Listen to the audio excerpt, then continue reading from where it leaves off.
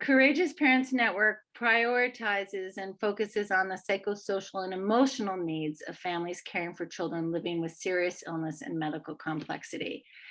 And for those of you who are very familiar with our work and the content and resources we have on the site and on our mobile app, you will know it has a lot to do with the emotions and feelings that come with doing this work. And we know that some of the emotions and feelings that come up, or all of the emotions and feelings that come up, originate in our love for our child. And when you love a child and that child has special needs that will inevitably cost a significant amount of money, there comes with that an anxiety, and particularly if it's unclear what the prognosis and life expectancy is for your child. My family and I, with our daughter Cameron, had this to a small degree only because we knew that her nursing needs were going to be such that we needed that Medicaid waiver so that the state would cover her nursing expenses. But we ourselves did not have to plan for her future because our daughter, her future was all of 2 years of age. But for many of you, or for many parents in the network, and from caring for children with complex needs, that life expectancy is much longer, and with it come a host of responsibilities and concerns.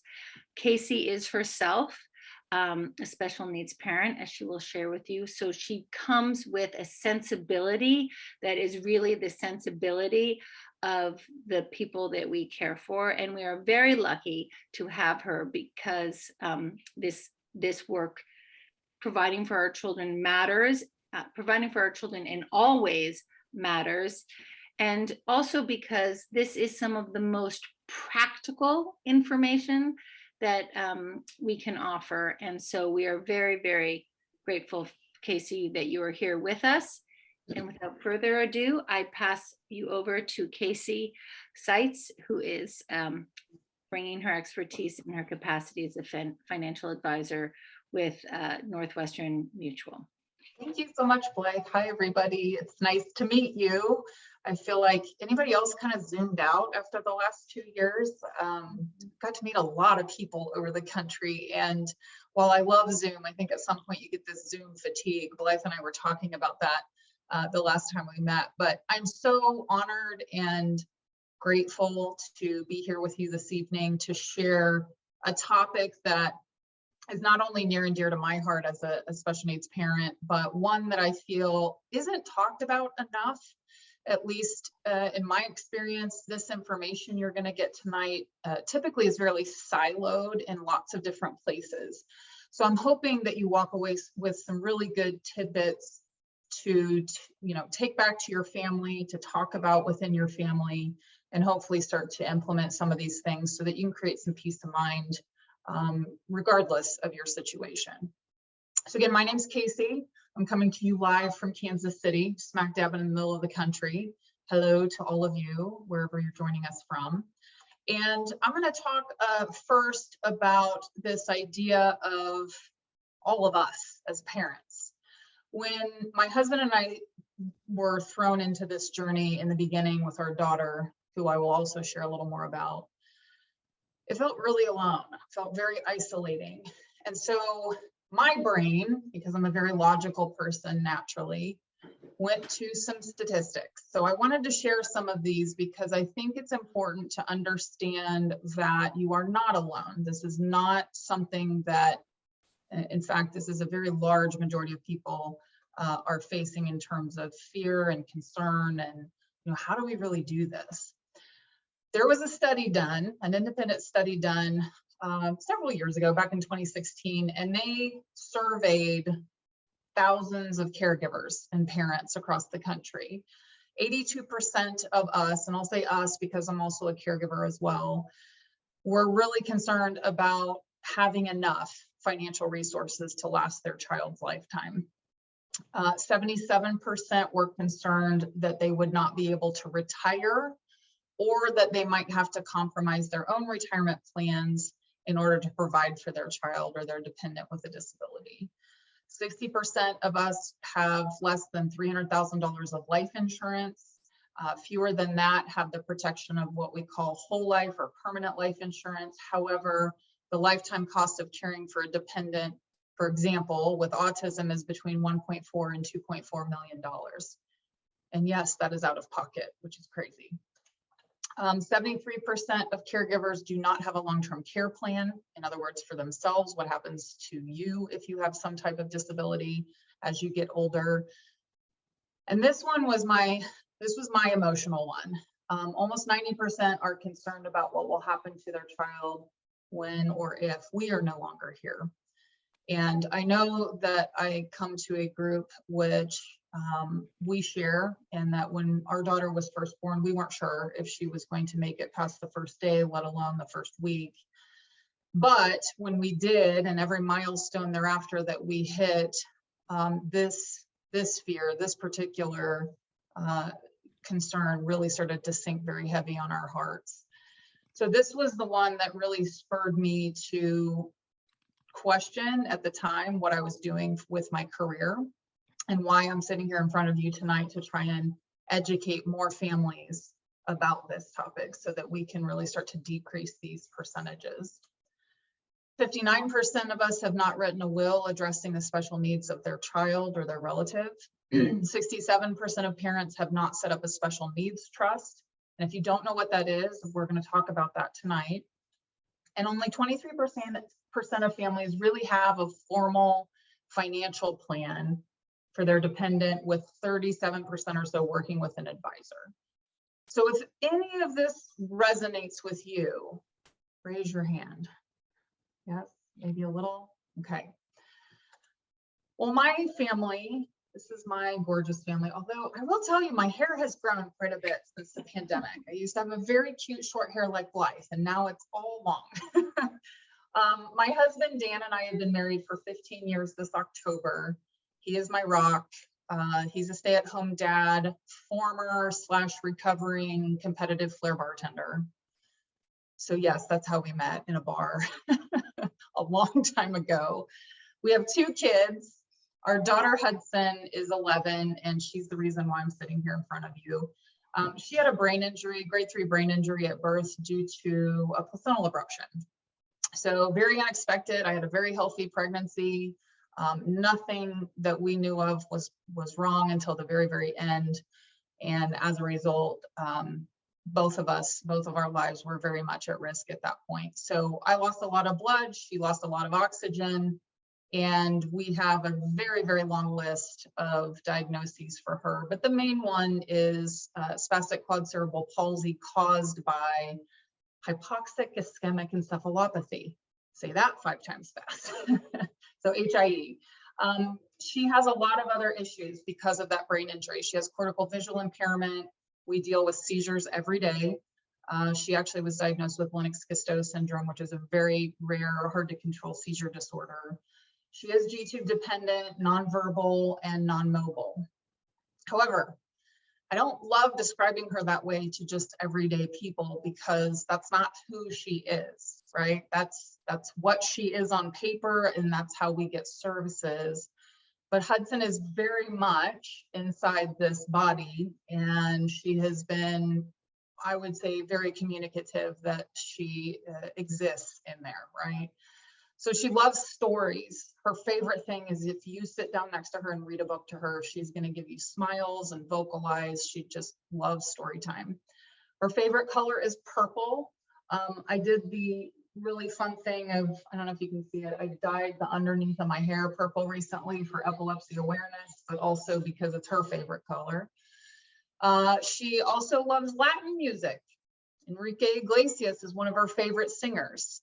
I have no idea why. I mean, he's a very handsome man, but we don't, we never really listened to a lot of Latin music in our house, but all of a sudden, it came on the radio one day and she just exploded into giggles. And I thought, oh my gosh, this is great. So we actually used that as motivation during physical therapy. She, like any other little girl, she loves anything that sparkles. She's very into Disney princesses. And yeah, she's getting to be more sassy as she gets older as well, which I think is good. That toughness has, I believe, kept her going and alive and with us for this long. Professionally, I've been in financial services for about 15 years. I was the founding member or founding owner of the special needs planning practice in Kansas City with Northwestern Mutual. But through that relationship, also how I came to you from the introduction through Blythe, is that I also train and mentor and work with over 100 advisors across the country within Northwestern Mutual to learn and grow and do this type of planning together, because our personal experience was that at the time that we had Hudson, we had a financial advisor, and he was very smart, he was very, very good, but couldn't answer the questions that we had around some of the topics we're going to talk about tonight. And so I went looking all over the country because I had access to advisors. I was working in the field.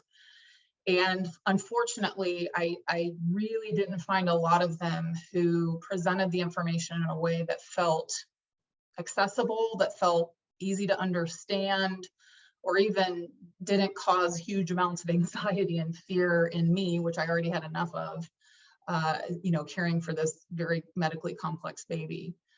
And so I started this practice, and I came to it just because I had a not so great experience with the industry and really wanted to provide education and information to families in a way that I wanted to learn it. So I hope that tonight is valuable, and I hope that this is information that you will also gain some confidence from. My practice is fairly large now. I've been doing this for 10 years. I work with 400 to 500 families in 31 states, Maryland and all New England being some of them. So I'm happy to be here and share our story with you guys tonight. Oh, and also my husband is a YouTuber. You guys heard of that?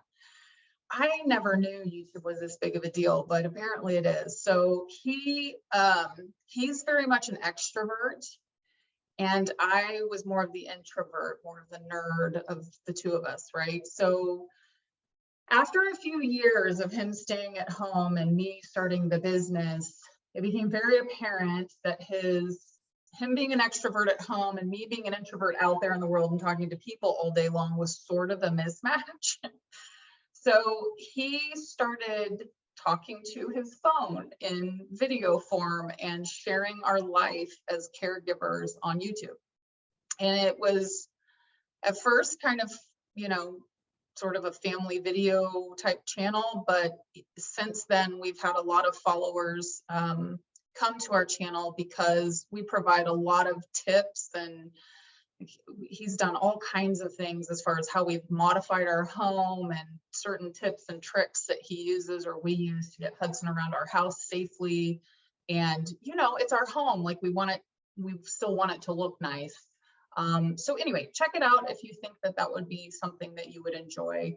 Our son Dominic is also on the channel. You can see him there. He's just like his dad. He's a ham, very extroverted, talks all the time. He's quite the opposite to Hudson, but we love both our kids very much.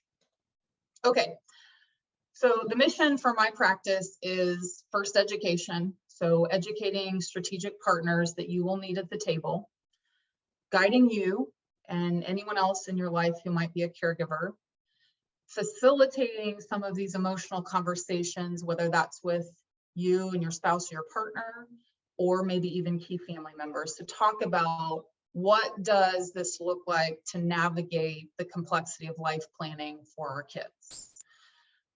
So our goal here is really to create this sustainable, high quality of life for not just your child, but you too, okay? Because we can't forget about us as caregivers. Self-care in our world is a really big deal, and I know it's overused, but I'm a big believer in it, because there's no way I'd be sitting here with you if I wasn't very strict about that self-care. So I want to make sure that you're provided for as well. We approach this work with a lot of grace, integrity, and certainly compassion. These are some of my favorite faces from all over the country of the families and the kiddos that I work with. Hudson is there on the left with me, and she's basically the star of the show. So most of the time I'm following her lead. So I want to know, type in the chat, tell me your questions. When it comes to financial planning or your own finances, and there's zero judgment here. What are you worried about the most? Because the only way for us to really address this is to face it and to talk about it. And I think if we can talk about it in the format and in the sense that this is safe, this is an open community, this is zero judgment, no matter where you are in your financial planning journey, I do think that this is really, really important. So I'll share with you a little bit about what we hear from other families like us. We don't know where to start. Kacy, this is absolutely too overwhelming. I am just trying to survive the day-to-day. You know, Hudson has 9 specialists that we care coordinate through Children's Mercy here locally. And sometimes we're even traveling for her care. That's a lot. I have a son who, although he's amazing, also just recently was diagnosed with level 1 autism. So I've got 2 kiddos with diagnoses, which means 2 IEPs, lots of therapy appointments, lots of care coordination. So adding this on just feels maybe like a lot, and that's normal. We have a lot in place already, but maybe we don't have a funding plan for our child's special needs trust. What is a funding plan? What does that even mean? What is a special needs trust? Sometimes we hear, hey, you know what? We have it all taken care of. We're pretty good. We're contributing to our 401ks. We've got insurance. I'm pretty sure we're maximizing benefits. I think we're good. And my response to that sometimes is just, hey, let's just double check. You know, let's just make sure that you are doing all of the things that are going to benefit you and your family. And then last but not least, and this is more, I hear this more from social workers and care coordinators, wealthy families do not need this planning.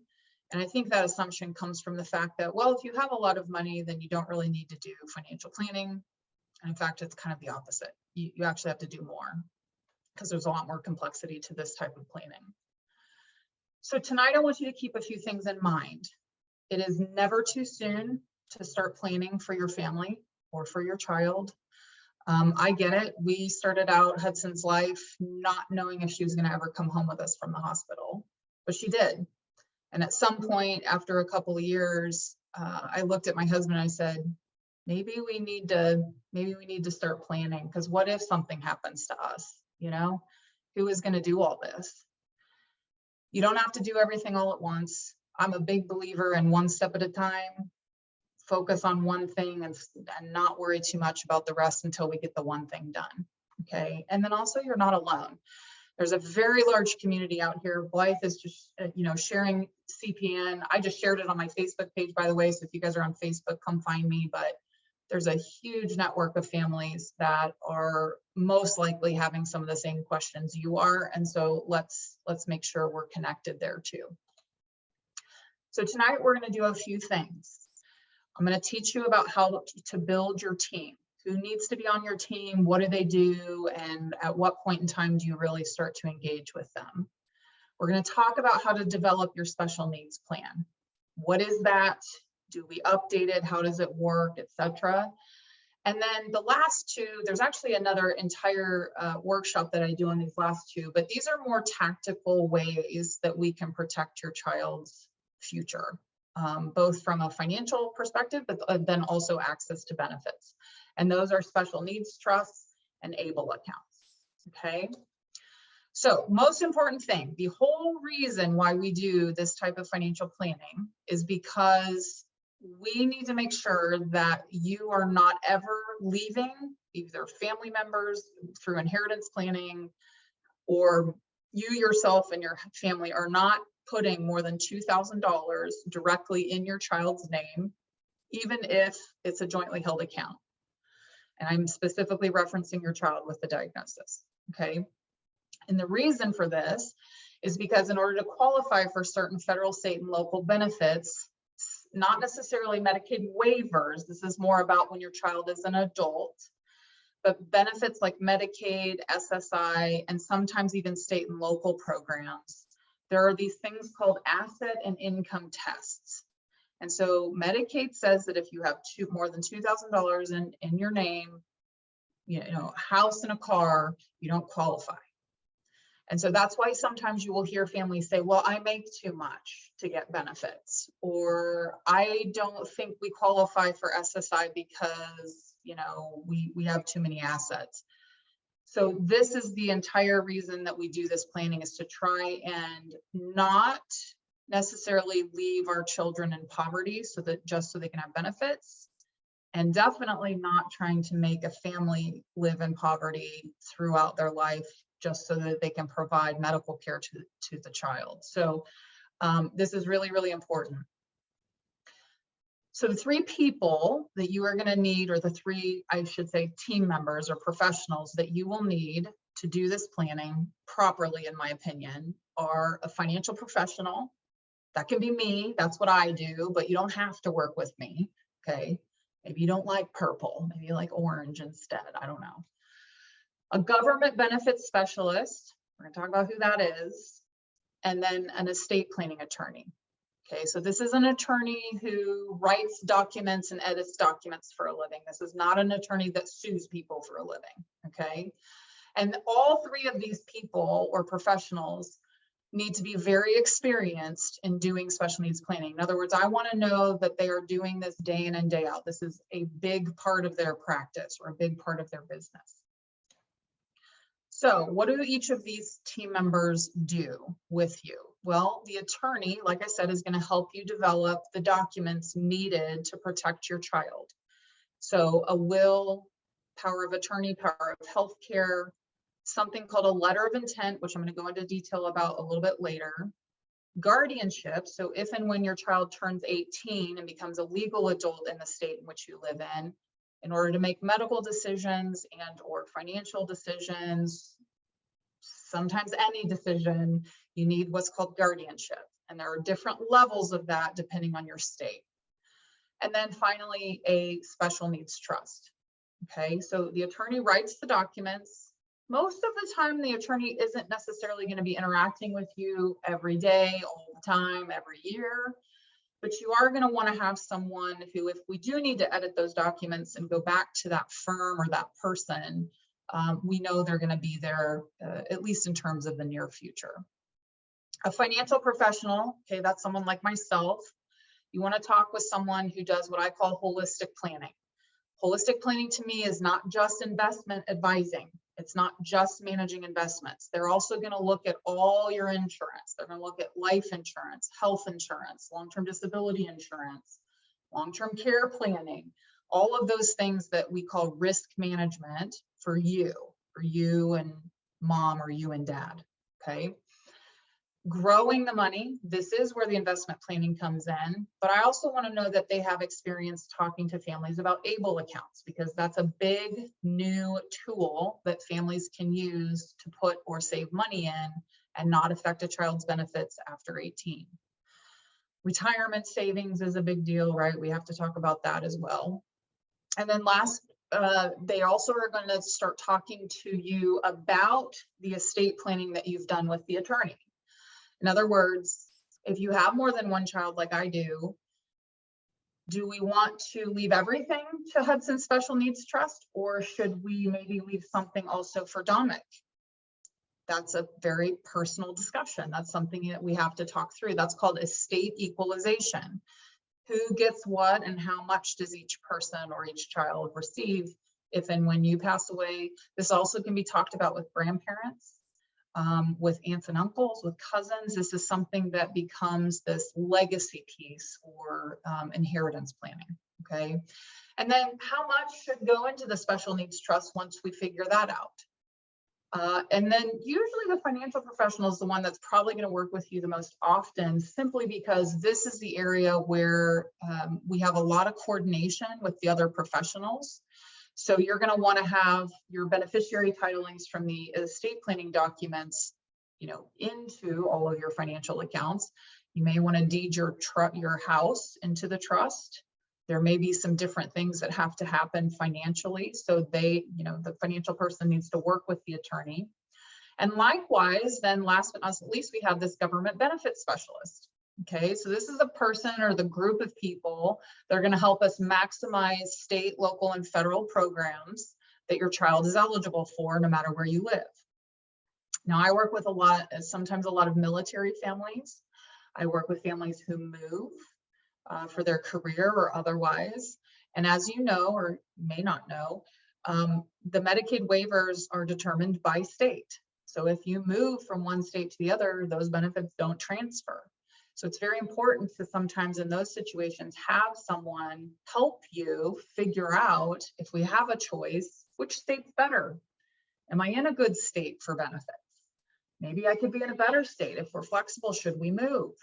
So this is a piece that then obviously has to work with the financial advisor as well, because where you live is your cost of living, right? Where you live is how benefits are determined and how those services are provided to you and your family. So again, coordination between the three is really, really important. And of course, we can't forget all the other professionals in our lives, doctors, teachers, therapists, and all the other, public and private school programs that are out there. So understanding where you are and where you want to go is step number one. And so when we sit down with a family, the first thing we talk about is just learning a little bit more about you and your current situation. That can be, what are your saving and spending habits? It can be, tell me a little bit about your short, mid, and long-term goals. What do you do for a living? How do you spend money? Cash flow, debt. A lot of people we meet with have some debt. So how do we manage that and balance that with everything else? And, this last question might be harder, because if you're like me in the beginning, I wasn't thinking about me at all. I was only thinking about Hudson and what we needed to do for her future throughout however long we had her. And I'm just going to challenge you a little bit. I want you to think about your future too. What does that look like? And how do we start documenting some goals around that for you? And then once we have a good picture of the support system for your child, so that's you, then how do we start developing this vision for what you want for your child? Okay. If we do have a run rate here, what does their future look like? Where might they live if something happened to you? Who would provide that day-to-day care if you got disabled or you developed an illness yourself? Is it important that we have social activities for your child above and beyond school?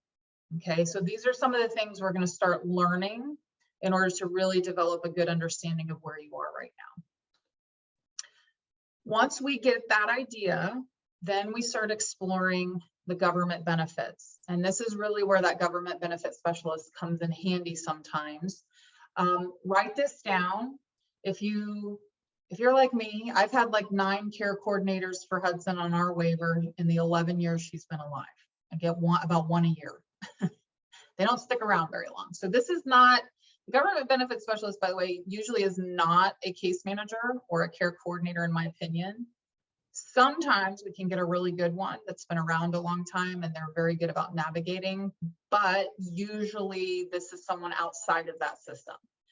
So write this down. There's an organization called National Care Advisors. Okay, National Care Advisors, NCA.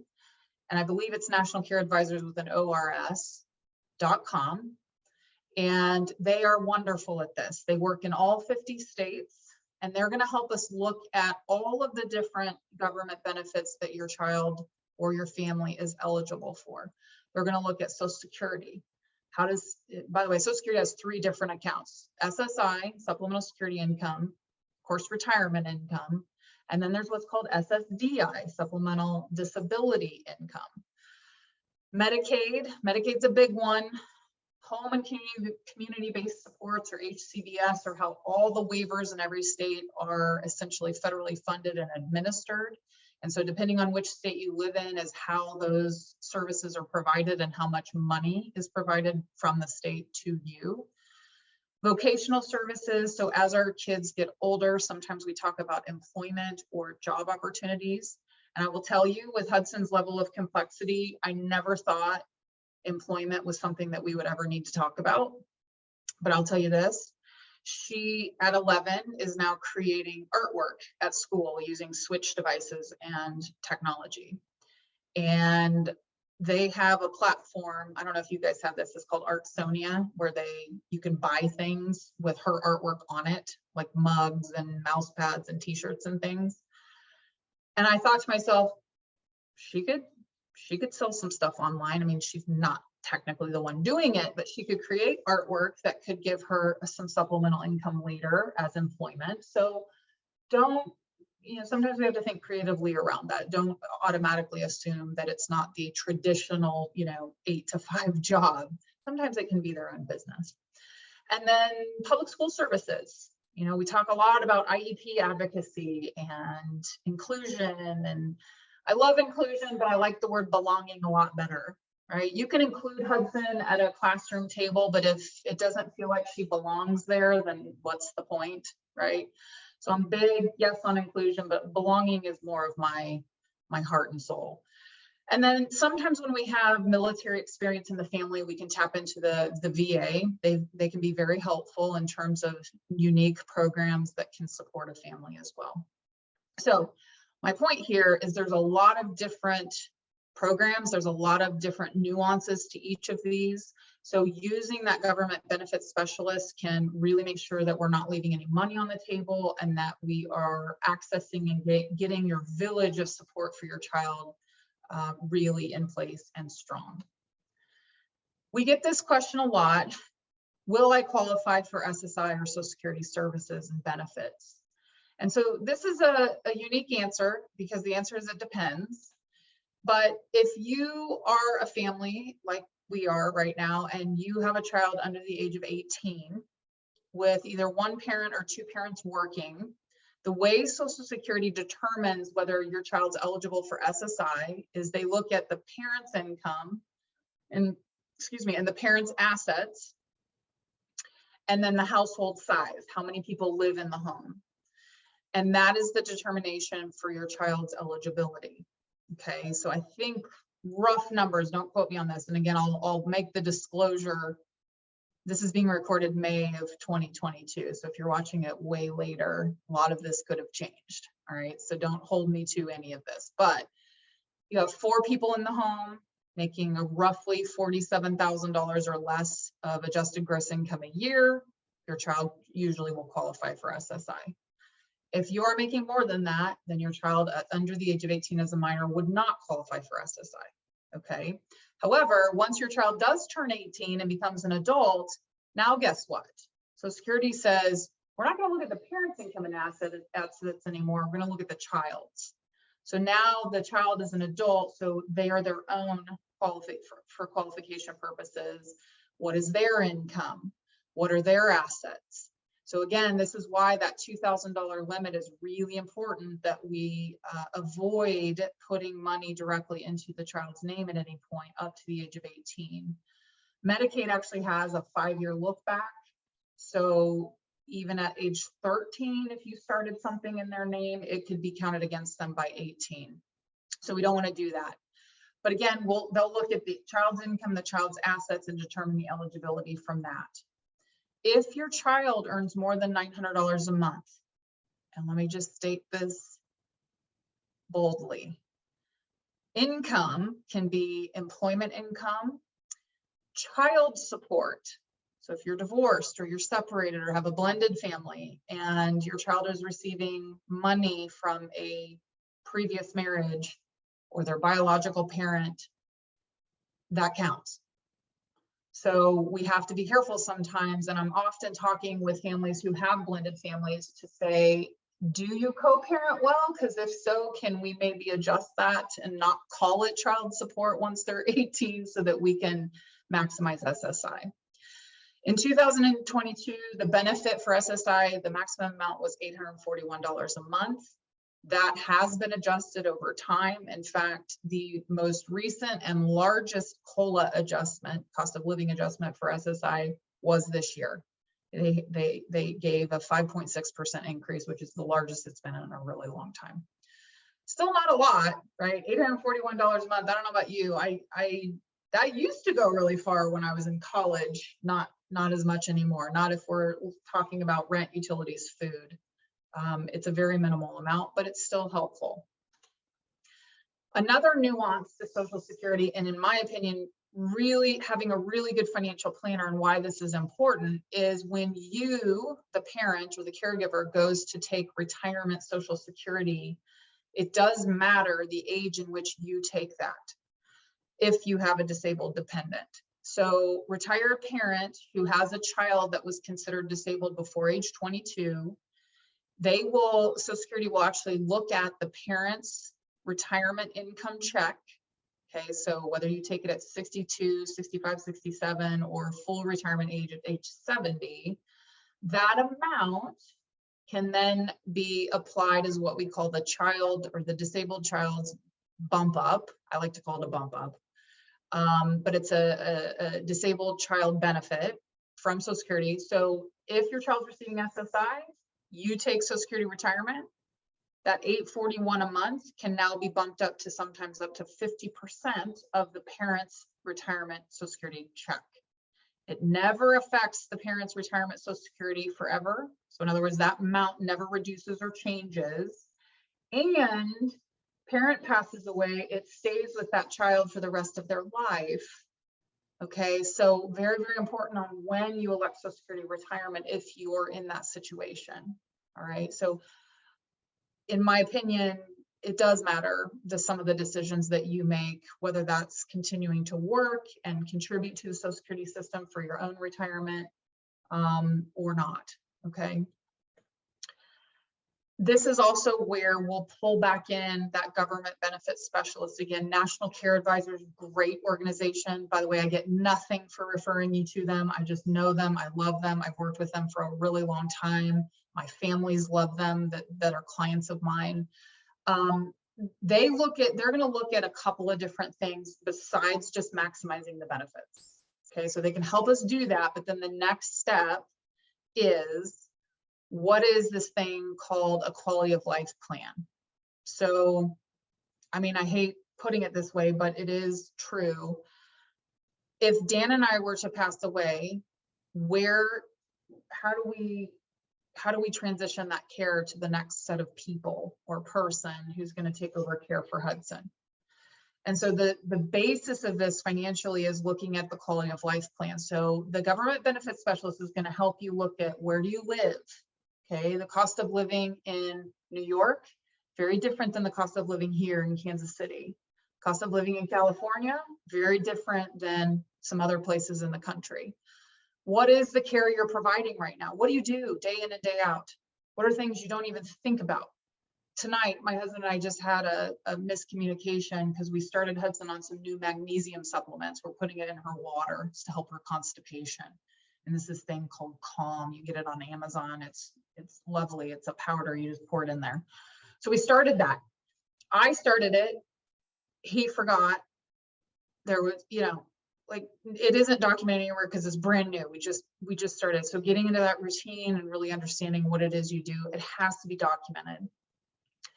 After the government benefits specialist looks at all of this, they then take those government benefits and they say, okay, what will the government benefits cover? And then is there anything that the parents are paying for out of pocket, or that someone else would have to pay for out of pocket, net of those benefits, to provide the quality of life that you want for your child? And if that is a yes, then this is really where we look at the potential annual cost. Okay, and this is the beginning of your child's financial plan. All right, so I know this is a lot, going a little bit fast tonight, but I want you to grab this. This is also where we start talking with the attorney, and we are going to talk to them about what's called a third-party special needs trust. There are several different kinds, but the most popular form of a special needs trust is called a third-party or supplemental special needs trust. And these can help pay for all the different supplemental needs that the government benefits don't or won't cover. It's things that can enrich your child's life: software, transportation, extra, medical care or private therapies, things that you know, again, maybe the waiver isn't covering. Our waiver here in Kansas City for Hudson, there's 5 or 6 of them. She's on the medically complex waiver, which is sometimes called Katie Beckett or Sarah Lopez. Here it's called the TA waiver. Anyway, it only pays for one major home modification, just one. And there's a limit to how much it'll pay for. And that's it. So you have to pick. Everything else that we need for her home modification. So we've had a stair lift installed. We have a van wheelchair lift. Our van has been modified. We had a bathroom modified. All those other things that it didn't cover, we can use the special needs trust to pay for if we wanted. Anyone except your child with the disability can contribute to this or can leave money or assets to it. And again, anything we put into the special needs trust or dedicate to it is not going to affect benefits, okay? You do have to have an attorney help you develop this. Typically that attorney is specialized. If you would like a referral or a list of referrals or people or attorneys in your area, call me or shoot me an email and I will send those to you. There are some specific organizations you want to look for and designations you want to look for. I often am pretty trustful of an elder law attorney because elder law is very similar to disability planning with attorneys. But you want that person to be experienced in drafting your trust. By the way, the trust is usually set up wherever you live. So if you live in North Carolina and you establish the special needs trust in North Carolina and then you move to California, we got to update it. Because otherwise, if you passed away and you've got these 2 different states, your child lives in California, the trust is actually in North Carolina, you need 2 attorneys to execute that trust. Expensive. Consider having a corporate trustee as the person who's going to serve as the money manager or the person who is distributing funds from the trust for your child's benefit. And the reason I say that is because although we as parents love our families most of the time, maybe not all the time, but most of the time, those family members may not always know how to administer this kind of trust. Medicaid and Social Security have the right to come and ask questions at any time on expenditures of these trusts. And if you don't know the answer, you can actually disqualify your child from the benefits without even knowing you did it. So I always think having a professional at the table for this, now that I have the experience that I have, is really, really smart, and it saves actually money in the long run. Sometimes we can use different mechanisms to fund the third-party trust. Life insurance is a really efficient way to do it. It's relatively inexpensive as long as you're insurable. Certainly other assets, business ownership, real estate, rental properties, you know, accounts, anything can go into these generally. And then again, a trust can be created so that it's flexible, okay? If Hudson passes away, even though we have a third-party special needs trust set up for her, if she passes away before we do, then any remaining assets can either come back to us if we're still alive or can go to her brother. So that's your choice. That's a discussion that's very personal to you and your family, but it is flexible. So you don't have to do this and then think, oh my gosh, you know, all of this money is now gone if she does pass away early. Letter of intent. Have any of you heard of this? If not, this is a really valuable document. So I call this the last set of instructions. This is your opportunity to essentially clone yourself. I talk to moms and dads all the time who say, Kacy, nobody can take care of my child like I do. And I said, yeah, you're right. I have no disagreement with that. And I absolutely believe no one can take care of Hudson the way we do. But the reality is, if we can't be here or something happens to us, whether if we're traveling or one of us or both of us gets cancer or something, it is very important to have this document in place and with people that are going to take over the care. So it's not just about the medications and the doctors that you're seeing for your child or the therapist that they're going to. This also is their routine every day. There's little nuances to Hudson's routine that only we know. And I know that you have these too for your child. But like when she gets home from school and it's 4:30, you better not try and do anything with her except put her in her recliner and let her take a nap, or you're going to have a very cranky girl on your hands. Like, it is nap time. She's tired from the day. She wants to sleep for about an hour and get her water, her bolus of water, and be left alone to watch her TV. That is an important part of her day and her routine. But that nobody would know that unless we documented that somewhere. So this is your opportunity to be able to say, okay, here's what I do. Here's the clone of me. Here's who you send this to. Now, I'm going to expand on this a little bit. You know how we have like a billion forms and things to fill out for our kids all the time? I am saying, I think you can use this in the right way to take to all your meetings. This can be used at IEP meetings. This can be used at care coordination meetings. It can be used at your doctor's office visits, for your PCP visits. It can be used for respite care workers. Like, it can just be this nice master document on, here's Hudson's instructions. You know, read this. If you have questions, then you come back to me, right? So I have a copy of this. It's a PDF download. I'm going to pop my email in the chat really quick here. You guys are going to have this. I'm going to send it to everybody who wants it, but you can edit this electronically and then save it and update it electronically. Print it out when you need to, or email it to people you need to. But I think this is just a really nice thing to have. And then, you know, you can maybe get away from filling out so many forms. Okay. Let's talk a little bit about ABLE accounts. I know we're getting close to our time limit. ABLE stands for Achieving a Better Life Experience. So these are actually called 529A plans. Some of you may have heard of 529C or college savings plans. These are a little different. These can be created at any time that your child has been diagnosed to age 26, prior to age 26. So as long as you have a qualifying disability prior to age 26, you can have an ABLE account. You might be thinking, well, none of us would be over age 26, would we, Kacy? Well, you know, some people have strokes later in life or TBIs later in life. So they can't have ABLE accounts yet. Any money we put in this will never affect Medicaid, no matter how large the account grows. However, if your child does get SSI, we cannot have these accounts be more than $100,000. Otherwise, they will reduce or remove that benefit. Money that you put into this, typically only cash, because unless it's another 529C plan, we can't put a house into this. We can't put usually life insurance or anything else into these because they have a limit. But any contributions are usually post-tax, so you don't get a tax deduction for putting money in. There are some states who offer a state income tax deduction, but most don't. And the limit is $16,000 per year, not per person. So per year. If grandma and grandpa give $10,000, you could only put in $6,000 for that year. Okay. Same goes for transferring a college savings account into this. Has to be only $16,000 per year. Assets or money grows tax-free, comes out tax-free as long as it's used for your child's benefit. Your child is allowed one per social security number.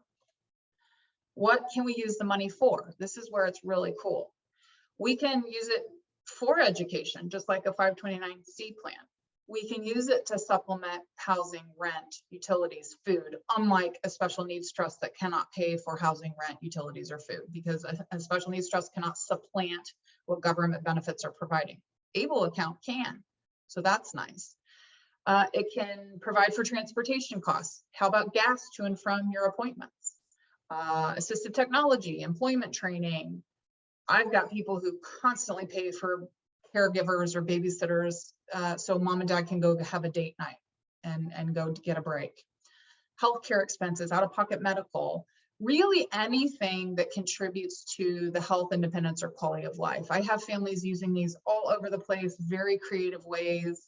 You know, if Hudson sells her artwork, I would be putting it into her ABLE account for future use because it's a great way to encourage and educate kids on saving.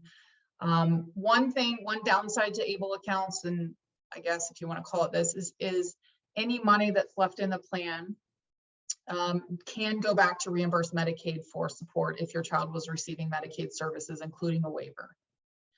However, However, I don't want that to deter you too much, because we can also pay for a funeral and all final expenses from an ABLE account before that ever happens. So I often will tell families, you know, if Hudson passes away and she has, I don't know, $20,000 or some ridiculous amount in the ABLE account, I mean, I might just go to Disney and have the princesses and all that in this really amazing funeral or celebration of life. So don't be so deterred. We can use these and still gain a lot of advantage from them while your child is with us. And it is really, really helpful to most families. So we'll talk about this. Sometimes it's very, very appropriate. Sometimes families don't use these. I don't want to pressure you, but typically these are not offered by a bank or a financial advisor or an institution of any kind. These are all run by the National Disability Institute, which is in DC. And typically each state has the choice or has had the choice to offer ABLE accounts.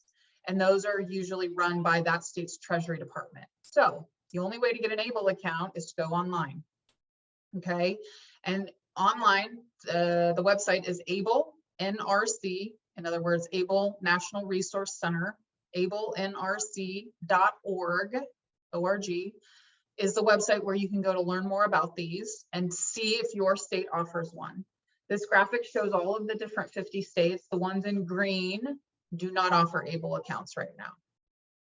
But never fear, federal regs say that if you live in Wisconsin or the Dakotas, you can still open any state's ABLE account that allows out-of-state residents. So go to this website, see what your state's all about. It'll give you the link where you can open an account if you want to. And you can just start it with like 25 bucks. It's very simple. You can actually do it tonight in your jammies if you want. Last but not least, do not forget to plan for yourself.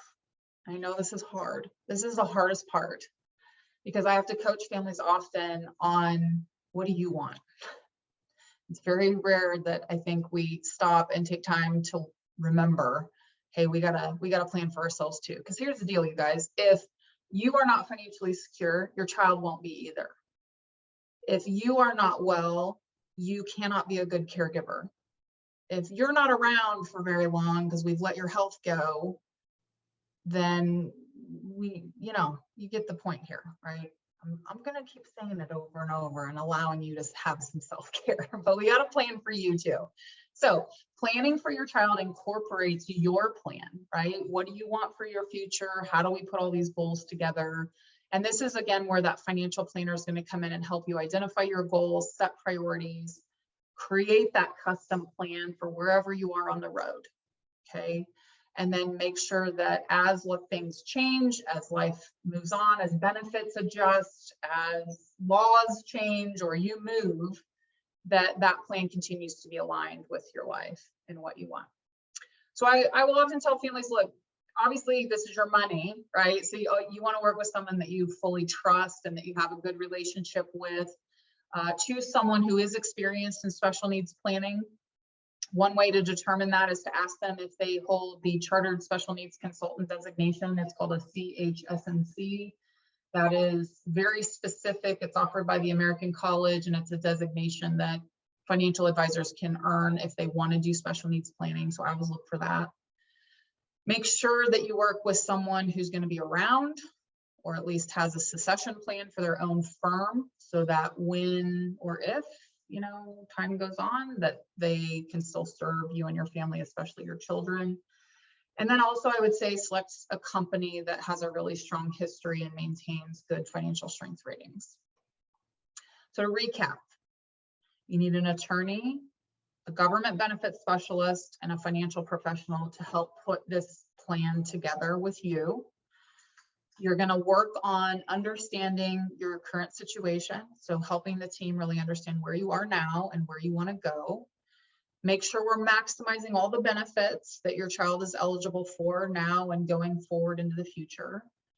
Potentially estimate future cost of care. And I know that Hudson's needs right now as an 11-year-old are not the same as when she maybe turns 18, but we can do our best. We can start to estimate what that looks like right now. And then decide with your family, should we establish a third-party special needs trust and or an ABLE account? And how do those two things maybe work together? Most of the families I work with have both. It's not an and or an or.